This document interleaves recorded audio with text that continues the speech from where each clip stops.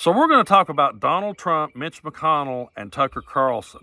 But I want you guys to think about it from this angle. Remember back where you were in school and you had the two schoolyard bullies? You just couldn't stand either one of them. They bullied and walked all over top of everyone and you couldn't stand either one of them. That's Donald Trump and that's Mitch McConnell.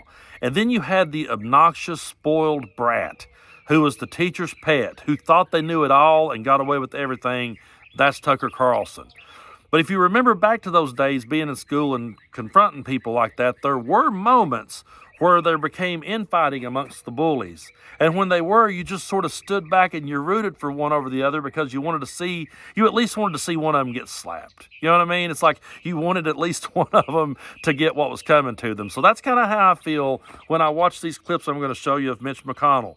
I don't like the guy. I ain't defending the guy. I recognize him for the schoolyard bully and terrible human being that he is, but it's pretty damn funny when he slaps around Tucker Carlson. Take a look at this. But what took so long to get some of these other 8 Republicans persuaded to your position here? Was it the overall nature of this bill and what was lost in that time period for Ukraine? Well, that's a good question. You already know the answer. I think the demonization of Ukraine began by Tucker Carlson, who, in my opinion, ended up where he should have been all along, which is interviewing Vladimir Putin. And so he had an enormous audience, which convinced a lot of rank-and-file Republicans that maybe this was a mistake. Now, I have to be honest with you, I really enjoyed that clip. And it's not because I support or I'm defending Mitch McConnell in any way. Again, it was just a whole lot of fun watching the schoolyard bully slap around the obnoxious know-it-all kid. So, yeah, I enjoyed that one. And I also enjoyed this when he points out that it was Donald Trump that stood in the way of the border bill. Take a look at this. We all felt that the border was a complete disaster, myself included.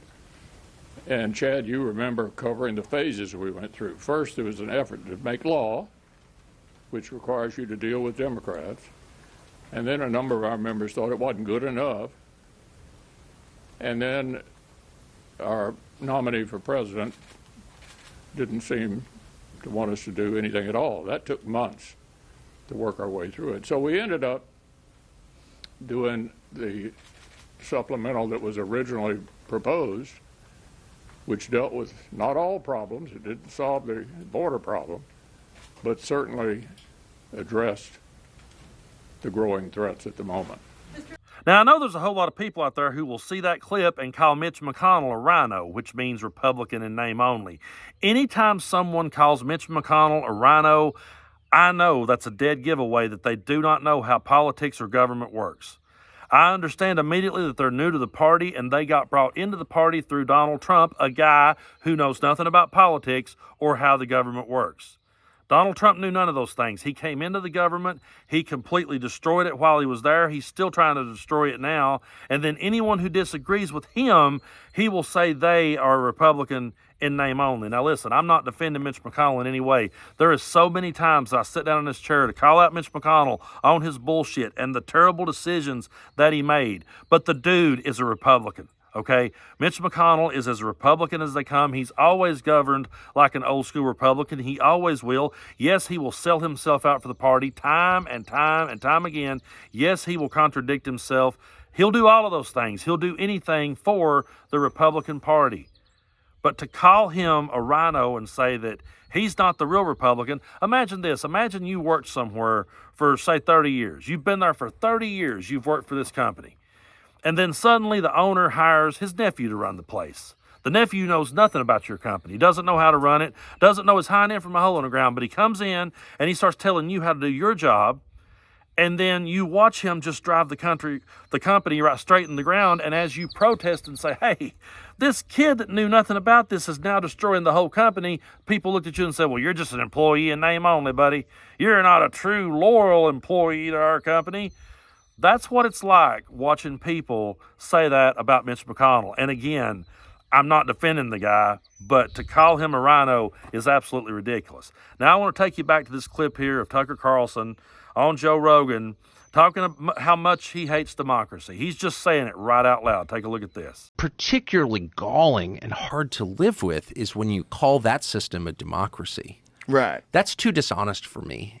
I would much rather live in a monarchy where everyone thinks the king has been assigned by God to rule over us and his whims are law. And, that makes sense. I don't like it, but at least it has internal coherence.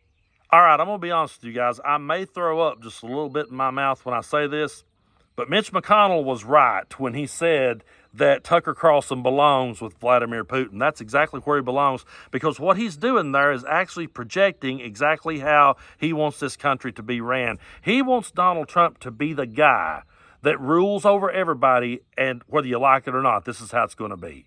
That's what he's saying. When he says he would rather live in a monarchy where one person rules over him, that's exactly what he wants, and he wants that guy to be Donald Trump. Tucker Carlson does not want democracy, and he says it right out loud. Now, the thing about it is, there's been many times in my lifetime that democracy didn't always go my way. That's how it works. Sometimes you may be for something, you may be against something, and you may get your way or you may not, because that's how democracy works. Case in point, I was against the war in Iraq. I didn't think we should have went. I thought it was a terrible idea. But at no point did I call John Kerry a Democrat in name only. At no point did I say, well, you know what? Since I didn't get my way on this, I just want a king to rule over all of us and just make us do everything he says. I never wanted that. I did criticize John Kerry for voting for the war in Iraq, and I said it was going to be hard for him to run against George W. Bush, because I said when he gets on the debate stage with him and they start talking about the war in Iraq, George W. Bush is going to point out the fact that Kerry voted for it, and that did come back to haunt John Kerry. But at no point did I say that John Kerry was the enemy of the people and that we should do away with democracy because I didn't get my way on that issue.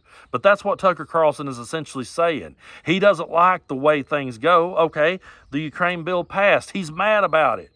That doesn't mean you get to do away with democracy altogether. That just means you make a better case next time for your point.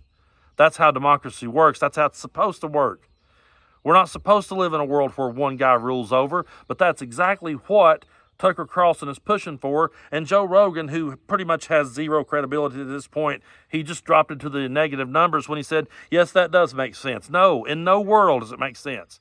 In no world does it make sense where you didn't get your way and you think you would rather live in a monarchy, you would rather just have a dictator from now on, because they don't even realize the danger in that statement.